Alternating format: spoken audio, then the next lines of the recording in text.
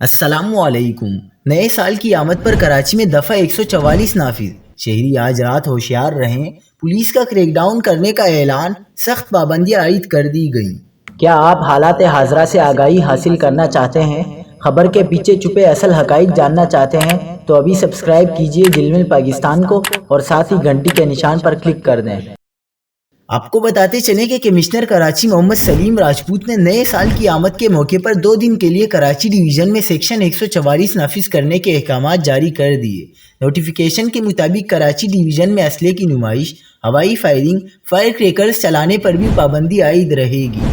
شہری آج رات ہوشیار رہیں کیونکہ ہیپی نیو ایئر کے موقع پر اندھادھند فائرنگ کی جاتی ہے، جس کی وجہ سے درجنوں افراد زخمی ہو جاتے ہیں، جبکہ فائرنگ کی زد میں آ کر کئی شہری ماضی میں جاں بھی ہوئے ہیں۔ انہی واقعات کی روک تھام کے لیے کراچی کے طویل ساحل سی وے کو بھی رکاوٹیں کھڑی کر کے بند کر دیا جاتا ہے۔ حکومت نے فلسطینی عوام کے ساتھ اظہار یکجہتی کے لیے نئے سال کی تقریبات نہ منانے کا اعلان بھی کر رکھا ہے۔